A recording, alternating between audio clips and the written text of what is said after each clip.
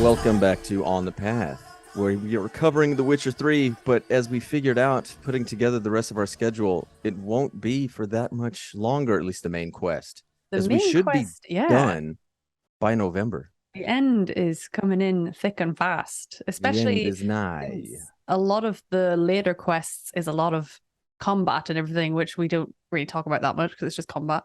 So yeah, what did you say, November? Yeah, it should be through by Thanksgiving, as we call it in the States. That's kind of like Or, almost almost lines up with 1 year because we said we're doing our 1 year celebration on the 19th of November. wow, it seemed like it was going to take a lot longer. We did do the Netflix show as well, which took us 8 weeks or so. Yeah. So, but yeah, it's taken nearly a year. Yeah, I figured it seemed like it was going to take a lot longer, but I think it goes to show how long Act 1 is in this game. Yes. Yeah. Act one is beefy. Yeah. Act 1's ridiculous. Act 3, we seem to be just snowballing through. Yeah. But today, we are finishing final preparations with Through Time and Space and The Great Escape. But first off, some news that we already had before, but we put it at the beginning of the last one, but talking about it again. It joining or being a part of, expanding, if you will, with Yeah. a 983 family here is we have our own channel dedicated to video spots, whether it be this video podcast, anything we do in the future, which we've got some ideas brewing around. But yeah, if you have not subscribed to this specific one yet, go down in the notes, make sure you do it because yeah, we got some stuff in the works and we'll see that down the road. Yeah, it should be good. It's the channel that also housed the Witcher trivia game. So you think you know The Witcher. Which if you haven't watched, make sure you go and watch because it is really good fun. Brett and I were both guests on the first episode of that. And Brett did very well. I did okay. But it's actually really good fun. Play along, see if you know the answer, see how far you would get.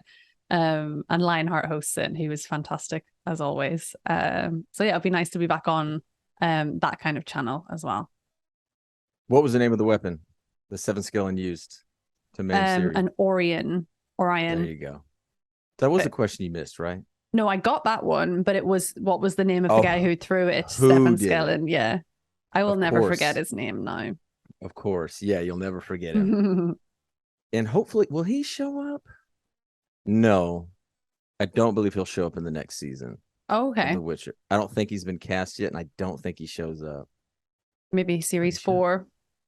Maybe.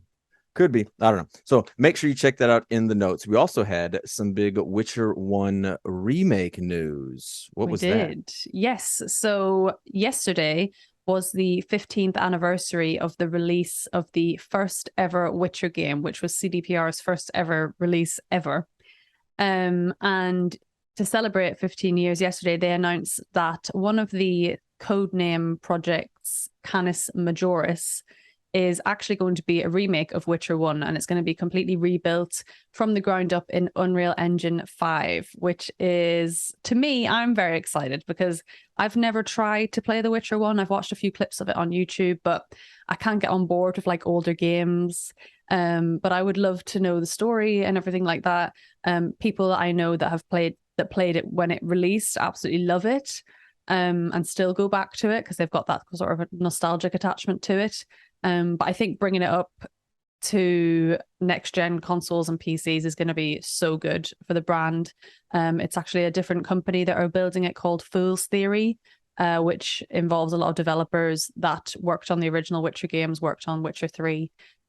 So some real veteran CDPR people in there. So they don't have any news on release dates or anything like that yet, but they've just literally announced it yesterday, and I think it'd be good fun.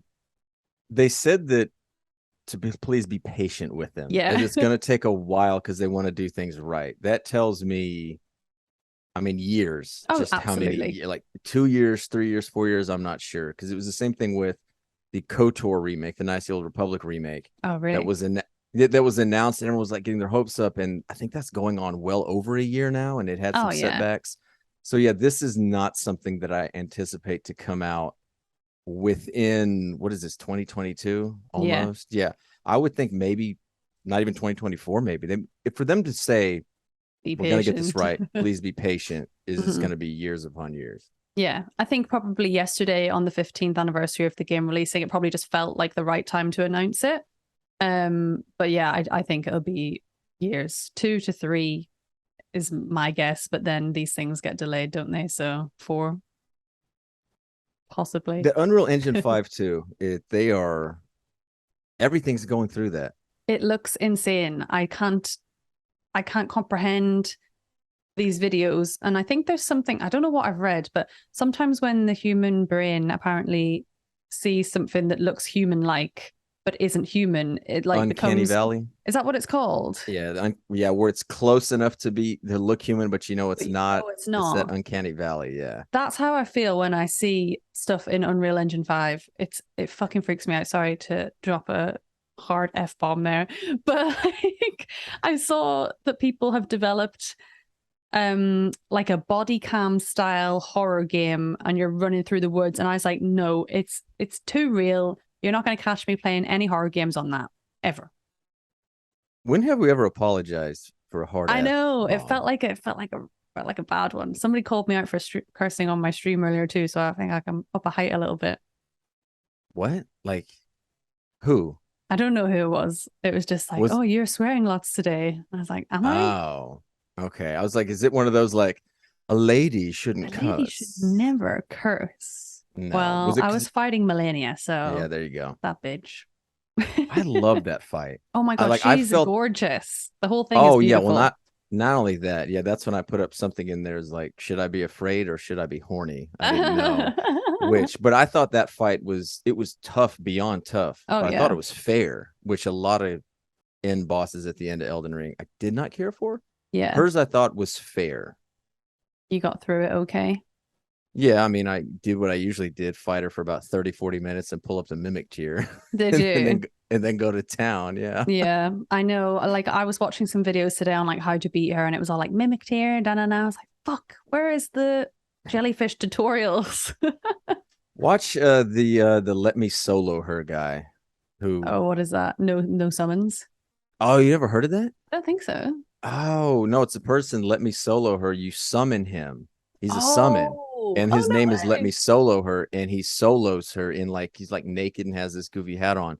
But his beater, I think it was like 1,000 times. No way. Yeah, and just doesn't get hit. It looks so easy when they do it. That's the And thing. it's Like I like, watch these videos, and it's like, okay, I could do that. Yeah, yeah. I And know. then I just get absolutely No. annihilated. Get absolutely wrecked. But one, you're almost to the finish line there. I We will am. absolutely have a special Elden Ring episode. Yeah, that would be Despite the fun. fact I think I finished the game going on like 2 months now. I know this is embarrassing. This is actually becoming embarrassing that I've been playing the game for 6 months. Yeah, but you're doing it like you're doing a different way where you're I really going through it. am. And if it takes you 2 to 3 hours to beat someone, you're going to do it. Me, like I said, I gave him a good effort for 30, 40 minutes and I was like, I ain't got time for this shit. Yeah, yeah. I don't know why. It really is showing my stubborn side more than any game ever has before. Which isn't necessarily a bad thing. A lot of people are like, wow, I really admire your resilience. And I'm like, I'm raging. I want It's, to. it's that inner rage just under Yeah. the surface of streaming Uh-huh. that you have to put on face. And I'm yes, fine. proper ladies don't cuss. Yeah. Oh well. Nah, fuck that. Fuck that shit. That's you're supposed to be like, fuck that.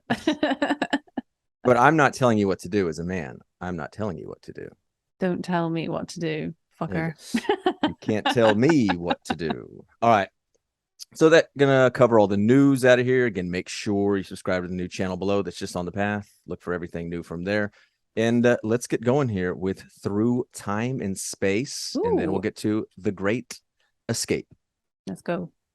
All right. So we get to it's the Kingfisher, not the Kingfisher. It's this Kingfisher, right? What, Dandelion's place? Yeah. I think you can give it different names because in my playthrough it was called the Chameleon. Oh, that's I think right. you pick Okay. different names, right? Because I remember we talked about that last time, and then I remember the Kingfisher. I was like, wait, isn't it the Kingfisher? That would make sense Because it there. has one name and then you change it to one of 2 or 3 options, I think. Yeah, that's right. Okay, well, we get to Dandelions Inn, and we speak to Avalok in the special suite, and he's looking at porn. Yeah. Like And Geralt drawn has images, he's yeah, yeah. sketches. it's sketches back then to do it. And Geralt asks him, need a hanky. I know. This is so weird. This is another one of those times where that seems very modern. Yeah. It seems like a very modern response, something that like I would say. That when he said it, I kind of just did a double take. I was like, oh, I guess they did that back then too. Yeah, I guess they did. It's so funny though when Geralt says stuff like such a curveball, and like you said, seems such a modern thing to say in this weird kind of medieval setting. It's so funny. Yeah, the need a hanky then. And then Avalanche is pleased. Oh, wait. Avalock. It keeps the autocorrect kept going to Avalock. Does I'm sorry, it? the Avalanche. Yes, I had that as Avalock, I swear. So many Then I red look at it, squiggly lines in this document. and I look at it and it says Avalanche. Yeah, I know, I should have kept them. All right, so Avalock is pleased that Imlerith is out and now plans to get rid of the other two, Caranther, who we saw before, and Yep. Gales. Yes. Gales. And he says that Eridan poisoned the former king Oberon. And that is something that I believe is insinuated. Like in the books, it's believed to, but it's one of those not really like Oh. confirmed kind of things because this king is in the last book. Oh, really? And yeah, because things happen, it kind of goes into that, but it's not, we don't see it per se because he's not like a point of view character kind of Right, thing. okay. With you. But in this, he is. So we go back to Corrine Tilly's house. This is like the Yay. third time. Yeah, I think we've we've seen gone her a back to few this times house. now. Bless Yeah, her. and it, She must yeah, be sick of us. she must be, or she's just like, okay, I guess she's the only on Neuromancer. Yeah. So then the dream magic, if you want to call it that. And we go downstairs where that furnace. Is that Yeah. what you call that? Yeah. There's not a kiln. I guess No, no, I think it wouldn't was be. I think they Would it be called it a kiln? I guess it would furnace. just be a furnace. Yeah. Yeah. And you go through this portal. And yeah, Geralt hates portals, as he He says. does. And he puts He his hands does. over his eyes like a little kid and It's just so walks through the funny. portal. Bless him. He really does hit them.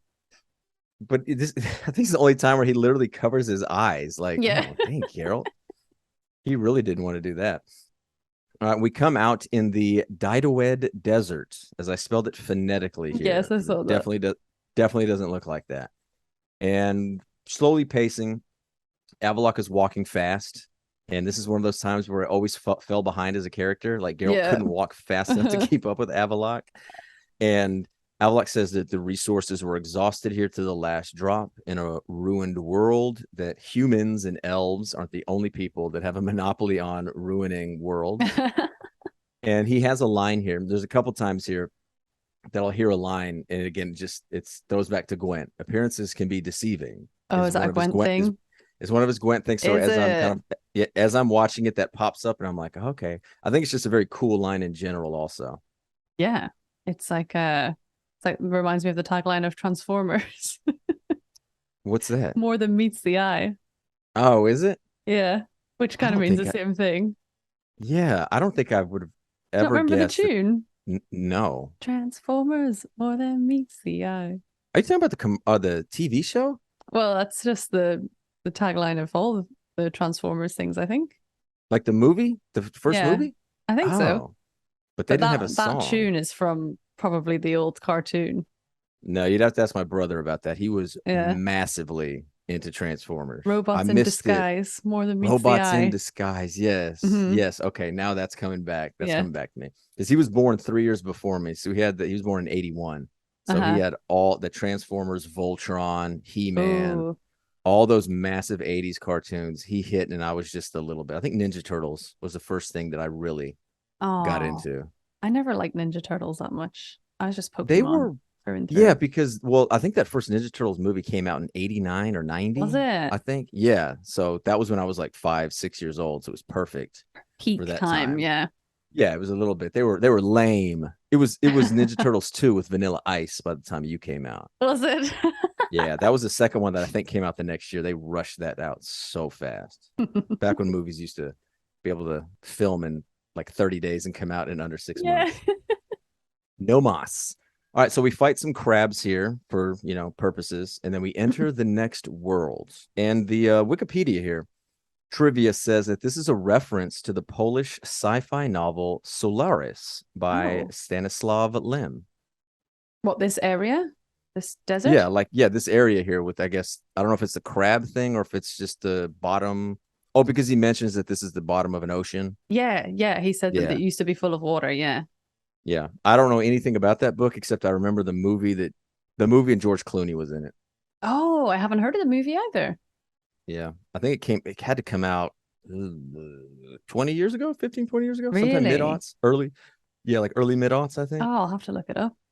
I really thought that this area reminded me a lot of, in series one of The Witcher Netflix, where Yennefer and this princess or whoever that she's Oh yeah. escorting is being Yeah. chased by the big creature, and I know she can't transport to different worlds, but she transports them to lots of different places, and one of them is just like all sandy, and there's like a giant scarab kind of creature chasing after them. So I was like, oh, that's really similar, but I doubt the same thing.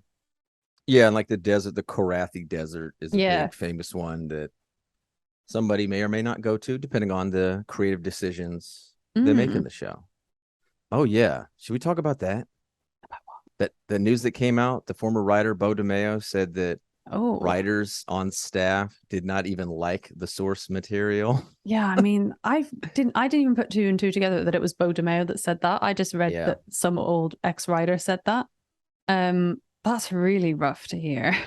It is. And then if anybody somehow that has eluded them, just you'll find it pretty quickly if you look about the series. And yeah, Bo DeMaio, who wrote season one and who wrote on season one and season two, and he also wrote Nightmare of the Wolf. Yeah. He's gone from The Witcher now. He's doing his own X-Men series, some X-Men Hmm. animated series, not with Netflix or anything like that.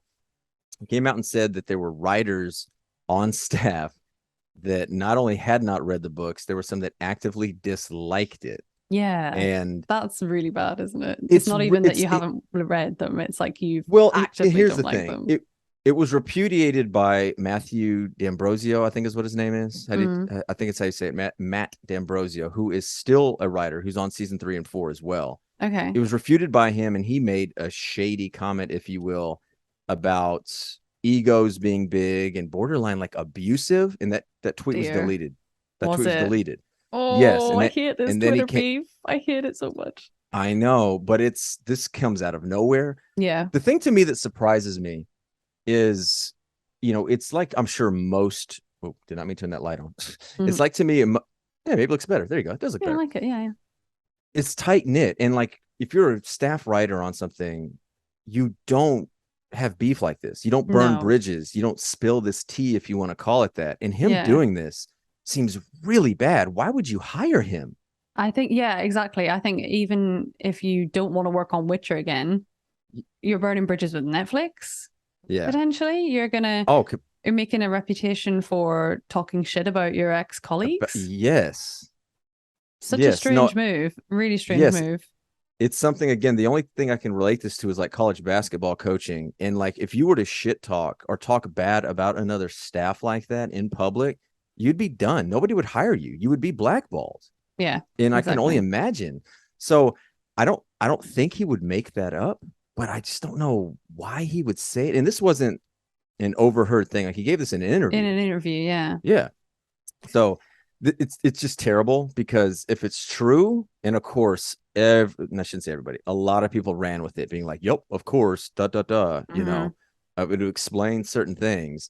But I just don't understand one why he would say that, and two, it's just really really bad all around and taints overall. I would say like the adaptation has had struggles, if you will. Hmm. This just kind of puts it a further like taint on it, which is just very unfortunate because one thing I was hoping for was if they are going to do their own thing, they're really going to flesh it out and settle it in Hmm. season 3 and 4. And it just, I don't know. And coming off of House of the Dragon, it makes it even worse. Like It just does. the situation is even worse. Yeah. Yeah, I know what you mean. It's such a bizarre move. I don't know what he thought to gain from that, unless he was I've just doing this it's interview and was just, how we do when we do interviews and we just get really comfortable and talking, and it just kind of went from there. Maybe it wasn't a really yeah. well thought out answer. And unfortunately the interviewer has just kind of taken it and, ran with that bit. But oh yeah, it would be a shame because especially the writers who are left at The Witcher are going to be feeling so much pressure regardless, with how season 2 and season 1 have been received. And I just hope that, like you say, if they're going to continue really, really adapting it, that they just go with it and hopefully don't let this taint them too much. Yeah, I don't know. They just started. I think it was in this is still October. I think it was a couple weeks ago. I think they said they just started 3 and 4. I guess they're going to do them together, like write them together. Oh, 4 and 5. 4 and 5. Yes, correct. Yeah. 4 and 5, which is great. Number one, because it means we're getting seasons 4 and 5. Yes, and we might get them sooner, closer together. We might get them sooner. We might get them closer together. We can speculate about that on a later episode or mailbag or something like that later on. But, I think we both agreed that we thought season 2 was a vast improvement over season 1, like story-wise, as far as the show goes. And so it's just, I was really just hoping by now, all the toxic fans or the people that just hate this and people that just want it to fail, I was hoping by now they would just be gone. Like, just go. It's 2 seasons in. If you're not going to like it, that's cool. We can agree to disagree. Yeah, and just go move on. You don't have to do it. And this just kind of like the rug threw them back in, shook up the rug and, angered everybody up in that again. So disheartening. Like, I find it really draining. And I'm not involved in the Witcher series and I find it draining to read. So I can't imagine how, I know we don't really see Lauren Hissrich on Twitter that much anymore. But back when she was super active, that must have been so draining seeing that shit all the time. And like you said, Twitter changes with algorithms and stuff, and my algorithm now is just all people fucking hating on House of the Dragon. And I'm just like, well, it's like a big mixture. It's like some people love it, and I'm like, yes, I like this content. I want to see more. And then some people just complain about whatever they want. And I think they just complain for the sake of complaining. Like you said, just don't watch it if you don't like it. Yeah. I mean, I think I'm breaking news from like 2016, but that's just like modern fandom now. Modern fandom is it's such a shame. You like the people that hate it seem to be the quote biggest fans. Oh yeah. And that was especially something that happened when Game of Thrones ended, where it's like they own it. Like the Witcher now, people have made this thing their identity. And because it's not what they want and they don't like it, they then have to completely lash out instead of being like, fuck, that sucked. Okay, well, I'll move on. Instead of just being like, I actually really love the books, so I'm just going to be a book fan. You can't just do that instead of actively hate on everything else. Because it's like a personal attack on them because that's what they are. Like their number one thing is not a family. It's not something else they do. They don't produce anything. They don't create anything. It's just a fandom. And when that fandom changes or when it changes to what they perceive to be of that fandom, it takes a personal affront to it. So hopefully that settles out. And we got Blood Origin coming out in 2 months. We know nothing about that. I'm so excited about that. I know. I can't wait to watch Blood Origin. I think it comes out on Christmas Day, right? Comes out Christmas Day, and there's four episodes now.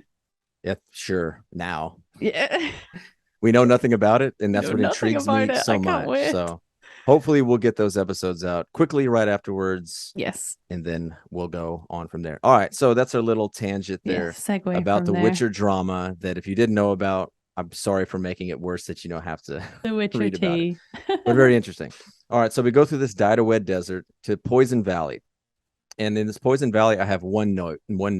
Annoying. Annoying. So annoying. Yeah. A lot of this quest is just wandering around different worlds, but this one is just annoying. Yeah, so you're in this valley and there's a lot of poison gas which you have to run through, and there's certain bits where Geralt doesn't have enough breath, so you just die. And you get the like his his cough is kind of funny, but I mean, I know it's poisoned, but Geralt, can you not hold your freaking breath? You can stay underwater for like longer. 8 minutes, but yet this poison gasses you in like 4 seconds. Yeah, it's so funny. I remember doing this for the first time, being like, okay, we're nearly at the end, is getting ready for this big battle, and I'm like, why am I running through this damn field of gas? I can't do it. Yeah, so it can be so frustrating. It's a little puzzly, so if you like puzzles, it's pretty good. And it's not difficult, but it's one of those, where's the hold breath button for Geralt? Like, don't breathe this shit in, Geralt. Yeah, just for 2 minutes. Yeah. So we eventually get through there, and the next place is underwater. Yeah. My only note is LMAO. The portal, of course, would be underwater, and then you have to swim towards it, and it's just oh god. But I do remember panicking. Oh yeah. Yeah, panicking like crazy. It's not going to be the last time we're teleported straight underwater. No. No. Okay, I can't remember. Okay. We'll get there in like 2 weeks. One of the boss fights. One of the ending boss fights. Oh yes. Yeah. Yes. Yeah. So I just have that. There's like chests around there, but otherwise you go straight up through this portal underwater, and then we get to the next place that I call Hoth. What is that? Star Wars, Empire Strikes Back. Oh yes. Okay. The Yeah. snow Yeah. planet. Yeah. I Yeah. see you. Yeah. That's Hoth. And make your way to this lighthouse in the back. Do you think it's a old town? You think it's a high tower? It looked kind of like it. Yeah. As soon as I saw it, I was like, oh yeah. Was old Otto there? Let me kill him. Unfortunately. Well, actually, he would already be dead here. And there are several super depressing texts along the way that all describe the winter storm, where it's either we're running out of food, we're eating onions, we're sniffing or like licking the skin of the onions, and like the last thing is I don't know if we're gonna survive the storm or make it out. It's like, okay, Jesus. Okay. that's depressing as hell. So you eventually get through, you fight some wild hunt hounds. And Avalok says this is where Geralt fought Eridan before. I guess this was a quest in The Witcher 1. Was it? Yeah, because it said they fought before, and I was like, I don't remember that. And I looked it up, and it was a quest in The Witcher 1. And because I've only played The Witcher 1 for about 90 minutes, I don't know. Oh, that's cool. I didn't realize the Wild Hunt was in any of the previous games. Apparently, yeah, because it's before, yeah, because he has the amnesia. There you go. Yes. He has the amnesia from riding with the Wild Hunt, and he says, I can't remember. And so that's kind of one thing that CDPR did to kind of do whatever they wanted, Yeah. To say, oh, he rode with him to do that. And this is also where Ciri fought to free Geralt from the Wild Hunt. That was interesting. Yeah, because Avalok says to him, do you even know how you got away from Eridan? And he goes, like, I always think that, but I don't know. And he says, Ciri came and freed you. And Geralt's kind of like, why has she not mentioned this before? But I don't think she would, because then he kind of feels guilty, because he then thinks that's the whole reason Eridan's hunting her in the first place. That's kind of funny. Yeah, that seems to be something that he would ask that he'd really want to know, but I don't know. Yeah. Weird other stuff on his plate. Mm-hmm. And Avalok says this is Ted Derod, the time of the end, the white frost, and this awaits us all. Oh. It awaits every single world. And he says, and it's very interesting here, that he says Eridan is controlled by his fear of it. The fear of the end. The fear of the end, of the fear of this white frost, and it is causing him to do all of this. And in a one line, we don't see much of it. As cool as the Wild Hunt look, they're very two-dimensional. It's we don't see anything from their point of view. We don't know it. But in this line right here, it's like, okay, we have to remember that Eridan is doing this to save his people. Yes, so he wants to be able to use Ciri's powers to move everyone to a different world, right? And just constantly escape this white frost, I guess. Yeah, and that Ciri, the elder blood, that's something going back to the books, that it's all about the prophecy that it's Ciri that's going to end it. Child by her, her elder blood, the prophecy is the child of her. That's kind of what. Okay, I almost said something I probably shouldn't have said. Ciri's blood. There you go. Whether it's Ciri's child or her is the big thing. Obviously, because she's a woman, they think it's a child. They think they need to have a child with her. Have a son. I'm sure they're thinking it's got to be a son through her. Did you almost spoil what I get there? It's been me spoiling everything for the past few weeks. I know. I caught myself there. But I probably could have said it because it's different from the show, but I'll just hold on to it because it's another tangent that we'd have to go down that even I really don't want to go down this one. There's enough incest in House of the Dragon. We don't need to bring up incest in The Witcher. They said Eridan is controlled by a sphere of it. I like the humanizing there of it. Yeah. After this, we finally get to Tir na Lia, which is the home of these NL elves. Tir na Lia was in the books. Ooh. It was in the final book. Ciri was there with Eridan, with Oberon, with Avalok. Not Gales, though. Gales is a CDPR creation. Oh, really? Yeah, same with Caranther and Gales are CDPR creations, yeah. Interesting. Wonder why they felt the need to add more people in. Because that's really the only people that was there with Ciri. I believe. Like named, maybe there could be one named in there that I really don't remember. but it was pretty much that they took Ciri to Tir Nalia, said, "Hey, you got to bang this king Oberon," and read the books to know the weird shit that goes on there. Yeah. Involving unicorns and everything. So they get to Gale's palace, and Avalok is such a just haughty dick, where Gale's just like, "Wow, this is really pretty nice." He's like, "Elven architecture is a bit more sophisticated than yours." He's such a dickhead, isn't like, he? dude, he's such a supremacist. It's not even close. Like, even when I was going to say the pornography that he was looking at earlier, he goes, "You humans have peculiar taste."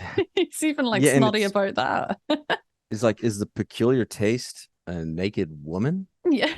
Like, what do they do there? Oh, although that would explain maybe why Ciri and Oberon never did it there.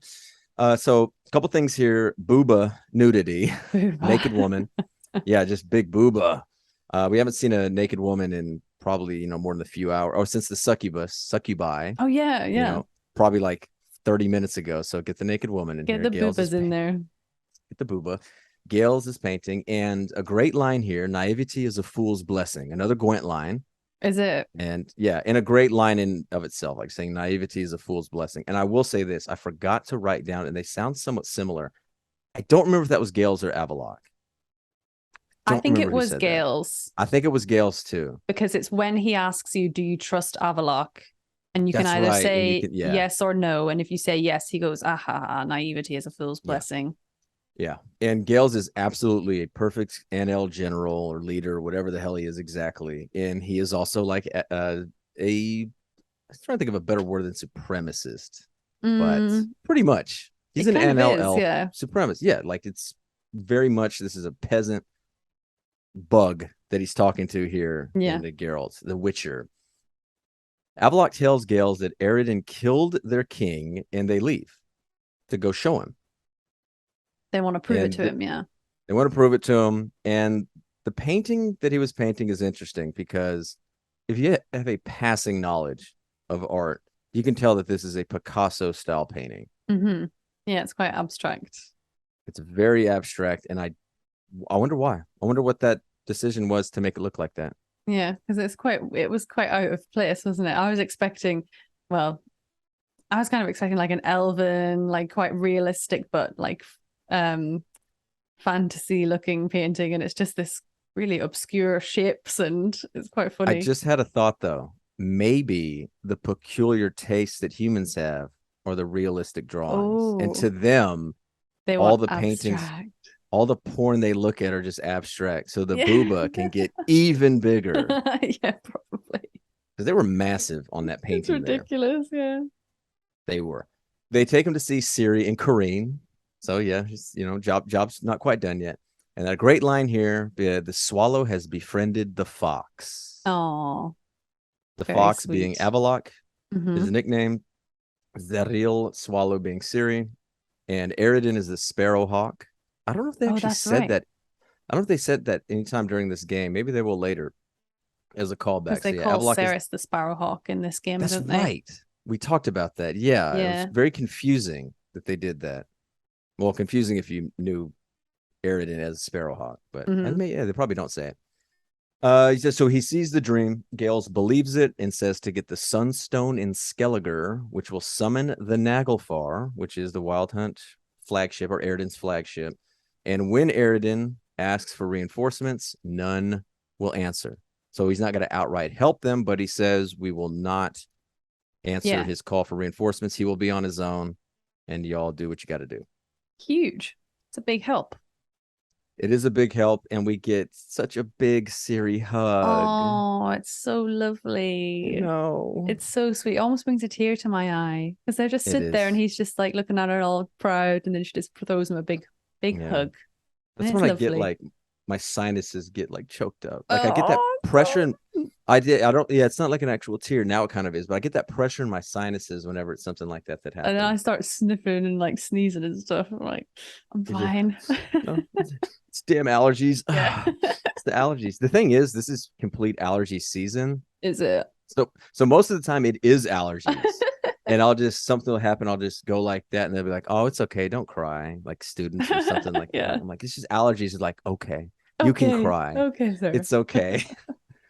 Avaloc says he has a plan. It's to lure them off the coast of Undvik and smash them. Good plan. Just like that. We will see what happens. And the video that I was watching here, I the think I watched quest the after same that one. was something called "It Takes Three to Tango." So I don't know what that is. Maybe I don't know. I didn't Meet know what about it was something. either, So so I wait, went and did you really watched not it. know what it was? No. Oh my god, I was joking. I know you were, but I didn't know what it was, so I went and Oh, watched it. I've never seen that before. oh my god. I think every guy who Oh well, didn't yeah. know, every guy like me who didn't know the history of this game, like me, definitely did this the first go around when I was Yeah. romancing everybody. But we will save It Takes Three to Tango for the side quest episode. Yeah. With that, let's make a great escape. Yes. So the Great Escape is the last of the 4 sort of sub quests beneath the final preparations quest. And it's where Yennefer has been trying to locate Margarita. So we meet up with Yennefer at Crippled Kate's, and she first of all, this is what everybody seems to be doing, quizzes us on what the crack was with Ciri going to Imlerith and everything.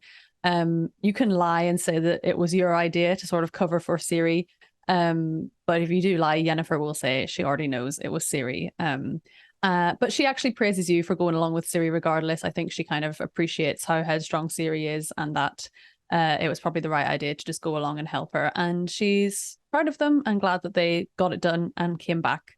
It seems to be everybody was happy. Like no one really. Triss, I think, was the Triss one was a that bit said. annoyed. Yeah, Triss was the one that was most annoyed, and it only said because it worked out it's that she was fine. Yeah. okay. But even Avaloc was just like, "Why'd you do that?" Mhm. We just did it. Okay, well, he's dead. Let's move on. Avaloc is Yeah, very much pragmatic business. Okay, let's go on to the exactly. next point. Yeah, and Yennefer, I think, understands Theory a bit more, probably, that if she was in that situation and Ciri was saying we need to go do this, there's no real, it's like you're going or she's going to go by herself. Yeah. Yeah, Yen would know that of all people. Exactly. So Yennefer says that she's figured out that Margarita is being held at a prison in Oxenfurt. And she's also learned about a man who escaped from the prison, and he's due to arrive at Crippled Kate's soon. So the plan is to grab this guy, see how he escaped from the prison, to learn how they can get into the prison to get Margarita. This guy's called Abbe Faria, which is apparently a fictional character from a book called The Count of Monte Cristo. You heard of that one? Oh yeah, very famous. Is it? Yeah. Yeah, I've only heard of it because of the movie film adaptation who stars Mr. Henry Cavill. It was his You've first seen film. the movie? I haven't seen it, no, but it was his first film. Yeah. Oh, was it really? Yeah, I think so. I was about to say he would have been a teenager or It like was like 20 years old. 2002, yeah. So yeah. Candy Monte Cristo is again one of those classic pieces of literature that I've never read, and I've never seen any of the movies that seem to come out at one point, at least. I think they've stopped finally. But it seemed like up until that time, because it's in the public domain, anybody can make it. Everyone knows about it. It's probably popular over there in Europe as well. Yeah. So people just make it, and I've never seen it, and I honestly don't have any clue what it's about, except I think it has to do with an imposter. Okay. So what I wrote down was it's a Catholic monk known for his scientific study of hypnotism, and for some period of his life is imprisoned in Chateau d'If. Do you know what that is? A castle of some sort? No. Well, it is. Oh, I've heard of this. Yes, this fortress located it's like I think like Alcatraz. It's like an island fortress. Yeah. Served as a prison till the 19th century. Maybe we should watch that. Alexander Dumas. Yeah, I thought that's what it was. It's not saying what it is. I don't know. I just like the Three Musketeers. If I'm going to watch the Dumas, I just want to watch Three Musketeers, or Dumbass, as we call it. Ralph Ferdinand. Oh, here you go. Frankie Mary's fiance, 19-year-old Frenchman, the first mate of the Pharaoh, is falsely accused of treason, arrested, and imprisoned without trial in the Chateau d'If.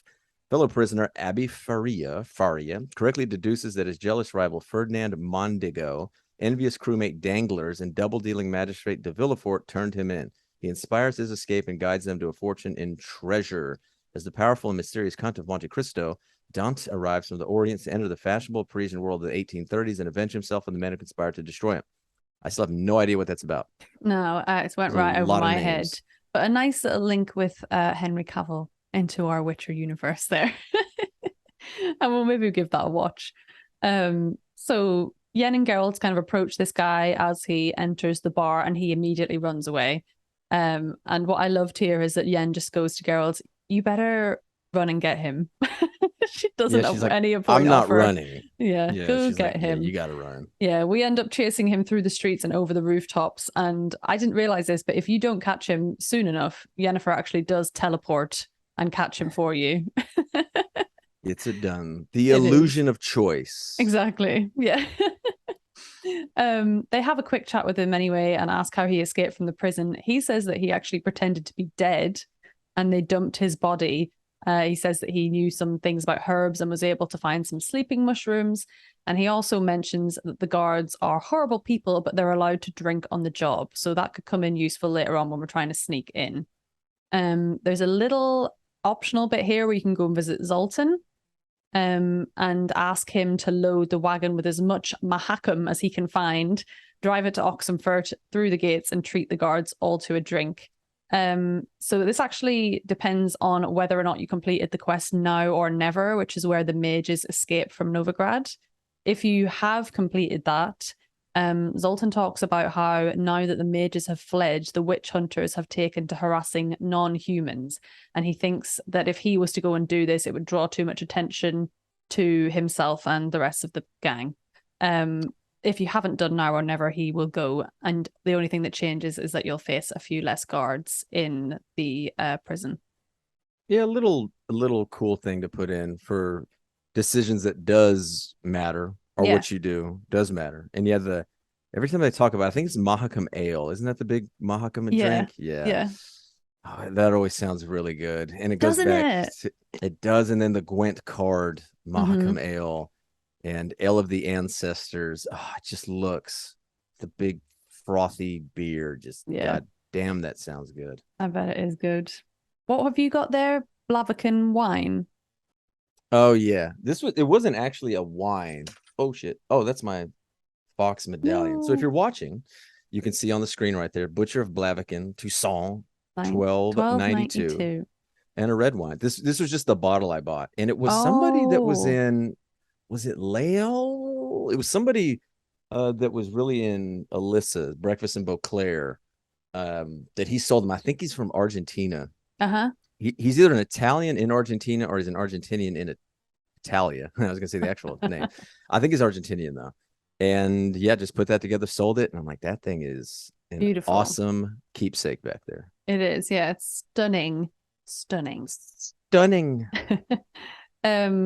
So regardless of whether or not Zoltan comes to help, we're now off to meet Yennefer in Oxenfurt. She says that she's found a way into the prison down a well, through some elven ruins, and then into the sewers, up through the prison. But once again, she's only sending us, and she says she'll join us once the hard work is done. She's not traipsing through sewers in these heels. This is it's a cool character moment for Yen, of course. But this is a cool thing also about how in the Witcher universe, these major cities are all built on top of elven ruins. Yeah. And for them to throw this in as like, oh yeah, a reminder that they built over this, conquest that they did. And it's another thing with Solaris and the Witcher D&D thing that I DM'd, Solaris, part of the thing is actually going to take place in those elven ruins to go into. So this is kind of cool and something that would have been really interesting to explore, but maybe we'll be able to do something like that in the next Witcher game. That would be cool. Yeah, because Yennefer does mention, she says nobody even knows these are here anymore, and anybody who does won't know that there's like a way to break through into the sewers, into the prison. Like nobody will even think to guard these. Like they're just completely forgotten about. So yeah, it's a shame, really. Sad that they've just built over them. Yeah. But anyway, we head through the ruins, through the sewers, and up into the prison. And it kind of goes off here. There's a shitload of guards, and it's all in close quarters. So you have to do This quite a bit of that's what I fighting. remember. Yes, Yeah. that's what I remember from this, from replaying it. Was it felt like we were killing half the fucking force Yeah. in like 3 rooms. I was watching a video, like a recap of this, and the person said something so funny. It was like, obviously, you go in and kill everyone, and then you find Margarita, and then you have to go and kill 30 more guys. And he was like, this isn't a great escape. This is a massacre. It just, and yes, from rewatching it was the same, but I just really remember playing thinking, did I do something wrong? Or like, this is a bit much So many. Yes, like how is the whole yeah, there's no more Novigradian guards No. anymore. So they're all dead. You would have expected the Great Escape to be like, let's sneak in and sneak her out, and then we'll all run away together. But it's like, no, literally go in, murder every single guard you find, then get her out. Did you know what this was in reference to? The Great Escape? No. The movie? Oh, I haven't seen the movie. But you've heard of it though, that I've old heard like of it. movie from Yeah. 50s, 60s, I think. Yeah. Do they Steve go in and McQueen. kill everyone? Well, the great thing about it is it was Stalag Luft. I don't remember. One of those Stalags. It was an escape, but it was mainly Commonwealth. It was mainly like British, Canadian that did it. But to make a movie about it and to get Steve McQueen, like an all-American badass, they're just like, it was really the Americans that did all this, that led it. And it's just like, that's that perfect like whitewashing of like history. There's like Americans like, we got this. Okay. Yeah. But we didn't actually do it. It was really all British and there was like very little Americans there. Mm-hmm. You know, they had to do it. Steve McQueen did it. Americanize everything, especially Hollywood back in like the 60s, World War II in the 60s. We did everything. There was no Eastern Front. There was no Soviet Union. You know, the US marched into Berlin. It wasn't the Soviets. Oh God. We'll take that it's too. It's so funny, isn't it?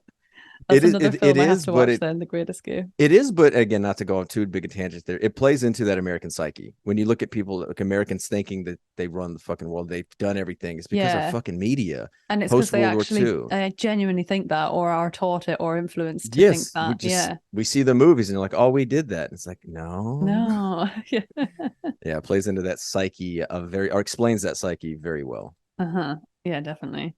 Where'd I get to? Oh yeah, so we find Margarita, and I didn't realize a Witcher 2 decision comes in here. If you let Sheila live in Witcher 2, Witcher 2, if you let Sheila live, or if you made that decision at the beginning of the game that you let Sheila live, she is also in the cell with Margarita, and she is in a much worse condition. But yeah, Margarita says there's so many more guards to kill upstairs. Go and kill more, find the key, we get the room open finally, and then Yennefer joins us. And, Yennefer is furious because Margarita and Sheila are just in horrific conditions. They both look like they've been beaten. Their hair is a mess, their makeup's a mess. Like, they just look awful and they feel awful as well. And it's really sad, this bit. So Yen comes in and teleports away with Rita, saying that she can't teleport Geralt. So we have to make our own way out. If Sheila is here, she kind of isn't looking, like she's completely lying down. She's not even getting up. And she says, Yenna, I shan't make it. And she says she's a sorceress. She wants to die with some dignity because she doesn't want to go out kicking and screaming. And Yen breaks down in this point. I don't think I've seen Yennefer break down like this during this game. She like cries and hangs her head and sounds like she's like, can't catch her breath. And we get a decision here to say, I'll do it or I won't do it. I've always picked I'll do it. I've never actually seen I won't do it before. So I wasn't sure what would happen. But if you say I won't do it, then Yennefer uses magic to kill her friend, and it's really heartbreaking. Like, it's really, really horrible to watch. But what I've always picked is I'll do it, and Geralt takes charge, sends Yennefer away with Margarita. And it's funny because Sheila says to Yennefer, for once, we just not argue with Geralt, just go away and let him do this. So Yennefer leaves. Geralt takes out his swords, and the scene just cuts to black, and that's the end. Yeah, I never. It's horrible. I never had to do this because I always killed her in The Witcher 2. Did you? I No, don't I know what didn't her because character is in Witcher 2. What is she up to? what happens is, I mean, there's a whole lot of what she and the lodge is up to. All right. But what happens is it's Letho. Letho puts a messed up diamond or something in her megascope, and as Geralt, you can choose to remove it or not. If Right. you remove it, you save her life. If Oh. you don't, then she tries to use this megascope and it like tears her to pieces. And Letho is the one who kills her. What the fuck? So that's one thing to do. I do remember, I'm pretty sure the first time I played that I don't think she was there. Okay. She wasn't there the first time I played, but the second time I did, and I don't remember what I did here. Hmm. I I've always really picked I'll do it. I'm sure I did, but at the Yeah. same time, I might have been in the mode of this is Yen's thing. We don't give a like Maybe. like if Yen asks us to do it, we'll do it. But like You're I not going to don't think step that's in front of her. yeah, I don't think that's Geralt's place to really step up and be like, I'll take charge. You know, it's Yeah. like Geralt, you do enough. True. Like yet let Yen handle it. Yeah. So But I it's do so think that's sad. it is, and I think it's a really I was gonna say cheeky, but it's not really cheeky way of getting not having Sheila in the rest of the game. So if she's never in there, you don't have to worry about explaining her not being at the Yes. lodge. Yeah. And if she survives, you can give, like you said, a very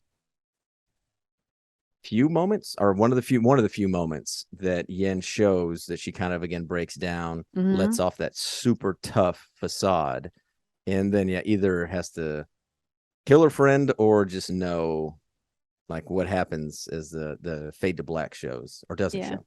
Yeah. It's kind of like a hard moment as well because so far, we found who did we find? Philippa. And even though that was a tough challenge, like she was alive and well.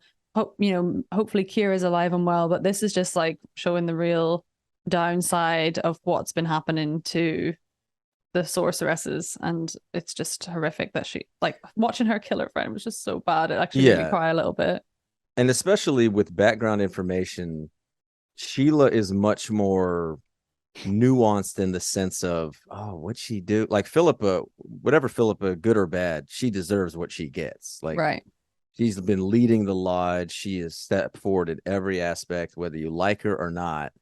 She deserves her fates, good or bad. Like she's made her fate, I should say, because she's the one been in control, as opposed to Sheila, who's always been same as Kira. They've always been kind of second tier, and it's not. Their thing is like Kira, especially, was just trying to survive. Like it was Yeah. literally, Yeah. I just want to survive. I have to live out in the swamps of Velen. So with that, it's a little bit more.